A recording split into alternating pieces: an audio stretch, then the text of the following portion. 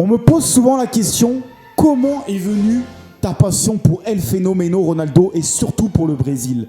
Les gars, Dame Kicker 9 est là pour vous répondre. Comment je suis tombé amoureux de la Seleção. Le Brésil, c'est toute ma vie. Cette passion est venue le jour de la finale Brésil-Italie 1994 aux États-Unis. Les gars, cet amour que j'ai pour la Seleção, elle est incomparable. Mon père, d'origine italienne, et alors fils d'un pur souche italien, décide de se caler sur le canapé du salon et de regarder ce fameux match, bien sûr. Bref, mon histoire a commencé comme ça, les gars.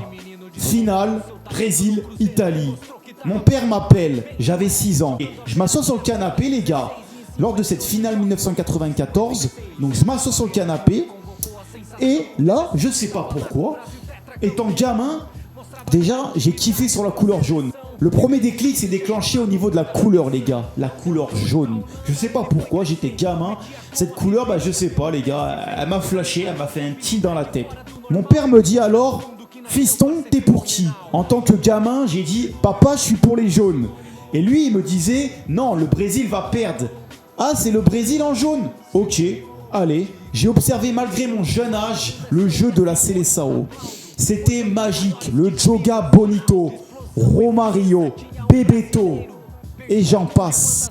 Il faut savoir les gars que déjà 2 semaines avant la finale, mon père entraînait l'équipe du quartier. Voilà, ça c'est pour l'anecdote. Et moi j'étais trop petit pour jouer, je l'ai regardé et je me rappelle, il y a un truc qui m'a tilté, c'est que tous les gars du quartier, chaque fois qu'ils marquaient un but, criaient Romario, Romario. J'ai dit c'est qui ce joueur? Romario, et c'est là que ça a commencé dans ma tête. Faut savoir les gars que le premier nom que j'ai entendu, c'était Romario. Ce n'est pas El Fenomeno Ronaldo. En 94, Ronaldo était remplaçant, comme vous le savez, et n'était pas titulaire. Le grand El Fenomeno, pour moi, il était inconnu. Je ne connaissais pas. Tout est parti d'un délire de couleurs. Et lorsque le Brésil arriva à gagner la Coupe du Monde, je me rappelle de cette séance au tir au but, tragique, magique, en même temps pour moi, et tragique. Tout partait d'un pari, ou alors plutôt d'un délire. J'ai gagné. Le Brésil a remporté sa 4e Coupe du Monde.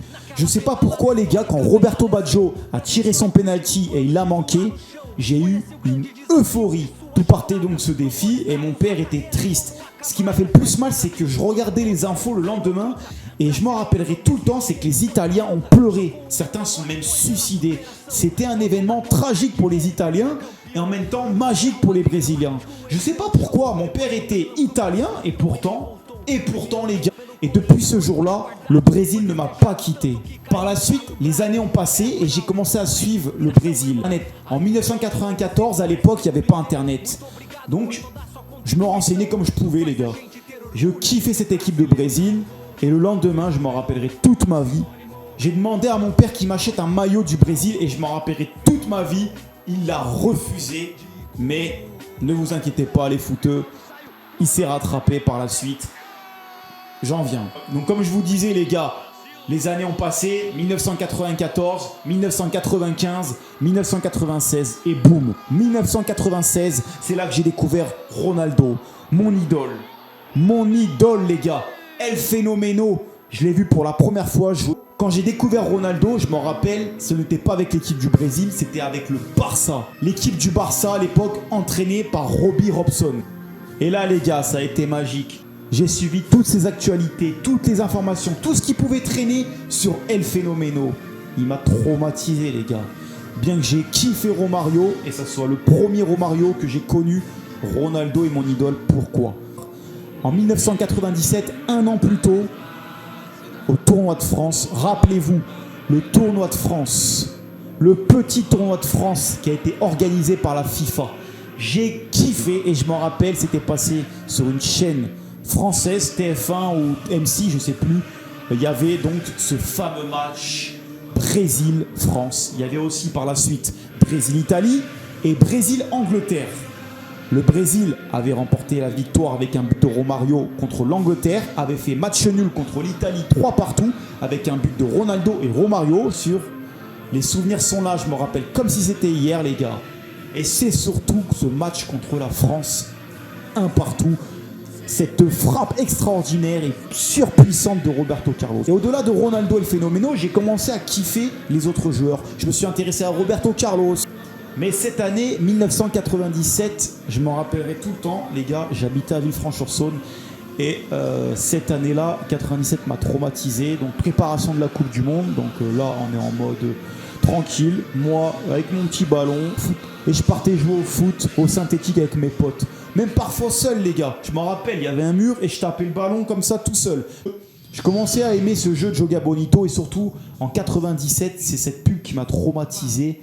La pub, la fameuse pub juste avant la Coupe du Monde 98 d'ailleurs, commercialisée avec tous les Brésiliens à l'aéroport. Vous vous rappellerez tout le temps, tout le monde s'en rappelle les gars. Oh Bahia, Ronaldo, Oba, Oba, Oba. Et cette pub les gars, qui ne l'a pas regardée, elle m'a fait rêver. Mais ça annonçait, en fait la Coupe du Monde 98, elle annonçait vraiment du lourd. Elle annonçait vraiment une équipe. Le Brésil était champion du monde et donc c'était logique que ça soit la Seleção qui soit mise en avant 2 mois avant la Coupe du Monde. Je m'en rappelle, la surprise de ma vie. La surprise de ma vie. Mon père il vient, j'étais avec mes frères, j'étais avec mes 2 grands frères et on était 3, donc on était donc mon frère Mika, mon frère David et moi-même Dame Geek. Et mon père, il se ramène avec le maillot officiel du Brésil. Il se ramène, et mon père là il se ramène, et il sort 3 maillots. Le maillot de l'Italie pour mon grand frère David, pour mon grand frère Mickaël l'Allemagne, je sais pas pourquoi. Et là moi, il s'est souvenu, parce qu'après je n'en ai plus jamais parlé, il s'est souvenu que je kiffais le Brésil. Qu'est-ce qu'il a fait? Il m'a ramené le maillot de El Fenomeno Ronaldo les gars. Il m'a ramené le maillot de Ronaldo El Fenomeno. J'ai remercié mon père comme Jaja. Les gars, je l'ai enfilé et je suis allé directement taper le terrain et me l'a pété au quartier. Les gars, j'ai le maillot de Ronaldo. Et même à l'école, je tapais le terrain tout le temps. Je vivais Ronaldo et là, Ronaldo m'est resté gravé dans la tête. Tout le temps. Et là, El Fenomeno m'est resté gravé dans la tête. Je sais pas, ça m'a envoûté. Je suis tombé amoureux de ce joueur et ça allait rester jusqu'à aujourd'hui et jusqu'à la fin de ma vie. Une dernière anecdote les gars, El Fenomeno Ronaldo, il est resté gravé ici et ici. Pourquoi? En 98, Coupe du Monde, même si le Brésil n'a pas gagné, ils ont perdu contre cette fameuse finale, pour moi truquée, ou plutôt, si vous voulez un terme plus propre, magouillée. Car oui, et de toute façon, Michel Platini, il l'a dit et redit, voilà, on a fait quelques petites magouilles. Donc en fait, c'est pas que ça a été truqué réellement, ça a été plus un arrangement. Donc pour moi, si le Brésil n'aurait pas rencontré la France en 98, sûrement ils auraient gagné. Après cette finale, elle est très douteuse. Elle est très douteuse cette finale, parce que j'ai pas reconnu l'équipe du Brésil dans le jeu, dans la façon de faire, le jeu de Joga Bonito. Alors soit le Brésil est passé à côté de sa finale, ou soit la France a vraiment été trop forte ce jour-là. Mais j'ai regardé plus d'une fois le match en replay. Et pour moi, la France n'a pas été extraordinaire, les gars. J'étais KO, j'ai été me coucher. Je me rappelle, avant minuit, tout le monde faisait la fête. Moi, j'étais KO. Et j'étais anéanti. Parce que cette équipe de Brésil, depuis 94, elle m'a suivi. J'ai tellement été blessé que j'en ai pas parlé pendant des mois et des mois. Mon frère, il se foutait de ma gueule, je me rappelle. La France a gagné, la France a gagné. J'étais seul. J'ai tellement été mal que depuis ce jour-là, j'ai une rancune contre l'équipe de France. Voilà. Donc après, ça n'enlève pas leur talent. J'adore Zinedine Zidane et plein d'autres joueurs de l'équipe de France et des légendes, Thierry Henry. Mais je reste quand même dans ma rancune envers cette équipe. Et après, 4 ans plus tard, j'attendais cette revanche. Et pourtant, c'était pas gagné les gars, parce qu'ils ont galéré en qualification les gars. Le Brésil a galéré, on le sait, 2000-2001, parce que Ronaldo a enchaîné les blessures, il a pas joué. Ronaldo en plus, il était incertain pour cette Coupe du Monde 2002. Un mois avant, Luis Felipe Scolari le sélectionne vraiment. J'étais content. Ronaldo El Feno va pouvoir enfin jouer la Coupe du Monde 2002. La revanche, le retour. Les gars, c'est ce qui s'est passé. Je vais pas vous développer ensuite ce qui s'est passé. Vous la connaissez tous l'histoire. Ronaldo Fenomeno a brillé. Ça a l'air fou comme ça. Je suis français mais pourtant, la Seleção, elle est là les gars. Elle est là à vie. Voilà. Ça, c'est mon histoire, les gars. Et là, je vous parle avec le cœur. Mon histoire, elle est unique.